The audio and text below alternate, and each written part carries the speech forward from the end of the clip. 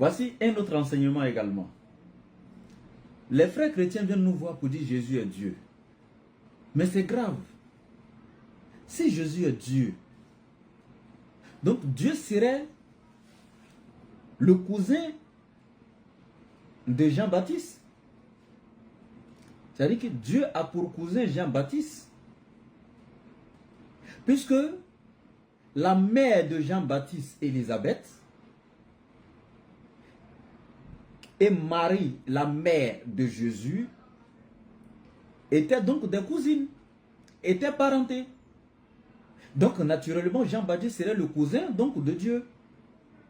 Et encore, si Jésus est Dieu, les Israélites sont les frères de Dieu. Donc Dieu a ses frères, parce que dans Jean 20, 17, Jésus parlant à Marie de Magdala dit, ne me touche pas, car je ne suis pas encore monté vers mon Père. Mais va voir mes frères et dis-leur que je monte vers mon Père qui est votre Père et vers mon Dieu qui est votre Dieu. Mais il dit quoi? Va voir mes frères et dis-leur. Donc si je veux comprendre, donc ces frères-là, ce sont ces apôtres, ses frères sont les Israélites puisqu'il est lui-même Israélite. Donc Dieu a pour frères les Israélites. Et nous savons que les Israélites, étant frères de Dieu, descendent d'Abraham par Isaac. Et les Arabes descendent d'Abraham par Ismaël. Ce qui fait de Ismaël et Isaac des frères. Donc des demi-frères. Donc les Arabes sont les cousins des Israélites. Donc quand les Israélites sont les frères de Dieu, donc par ricochet, les Arabes qui sont les cousins des Israélites, ou les demi-frères des Israélites, donc les Arabes deviennent les demi-frères de Dieu. Il y a problème. Donc une fois de plus, il y a un grand souci. Dieu n'est pas un jeu. On ne peut pas jouer avec Dieu. C'est quand même le créateur de toutes choses. Quand quelqu'un me dit que Jésus est Dieu, les anges même, qui sont, je peux dire pour que vous compreniez comme ça, comme les secrétaires de Dieu qui est lui-même le PDG, un exemple que je vous donne terre à terre. Quand les anges même descendent sur la terre, ils prennent directement forme humaine pour descendre un coup. Les anges. Mais vous allez comment imaginer que Dieu lui-même, le PDG, quand il va venir sur la terre, lui, il sera obligé de rentrer dans le ventre d'une femme, passer 9 mois dans un liquide amniotique, dans l'impureté. Et quand je dis souvent l'impureté, oh les gens sont là-haut, comment tu peux dire que c'était dans l'impureté? Mais la naissance de Jésus a été la même chose que la naissance de tous les êtres humains. Mais pourquoi quand la femme finit d'accoucher, elle doit se purifier? Pourquoi on doit la purifier, purifier l'enfant, etc. Mais c'est de l'impureté. C'est pas un sabotage, mais c'est qui est naturel. Pourquoi dans l'Ancien Testament, même l'état de menstruation de la femme, l'Éternel avait condamné ça comme une impureté totale. Lévitique chapitre 15, 16, allez-y voir dans la Bible. Vous comprenez? Et donc, dans Luc chapitre 2, Jésus-Christ, sa mère, après avoir accouché, allait au temple pour se purifier. Et s'il n'y a pas d'impureté, elle allait au temple pour faire quoi? C'est après une impureté qu'on se purifie.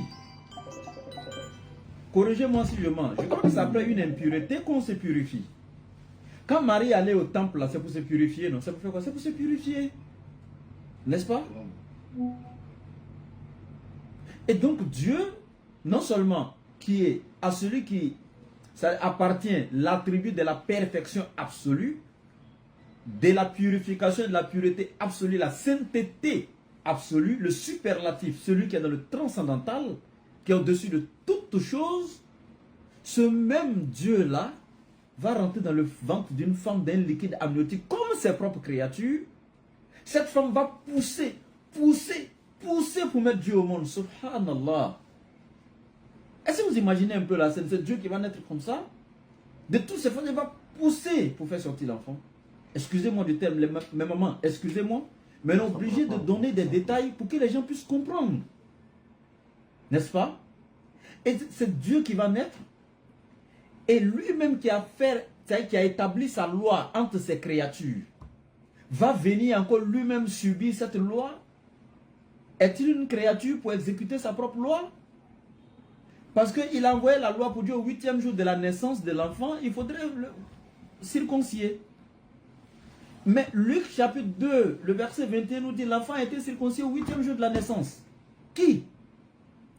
Jésus-Christ, Dieu? C'est Dieu qui est passé à la circoncision? Non, c'est pas comme ça. Après la circoncision du prétendu Dieu, Luc chapitre 2 nous dit également l'enfant croissait en âge et en sagesse. C'est-à-dire, je suis en train de vous donner quelque chose. Écoutez attentivement, analysez, invitez-les à venir écouter et puis on verra. Vous voyez? Il dit, l'enfant croissait en âge et en sagesse. Attends. Dieu croissait en sagesse. La sagesse de Dieu s'augmentait étape par étape. Dieu, est-ce qu'on voit la chose? Quelqu'un ne viendra pas me dire, non, c'est le corps, on parle du corps, sinon l'esprit qui est dedans. Mais attends, même l'esprit qui est dedans, le corps seul même, sans l'esprit, il n'y a pas, le corps ne peut rien faire, lui il est mort. C'est l'esprit qui vivifie le corps. Mais quand on dit l'enfant croissait en âge, c'est l'esprit qui croissait dans le corps, en âge et en sagesse. N'est-ce pas? Dieu, subhanallah, subhanallah, subhanallah. C'est impossible. Je dis bien c'est impossible.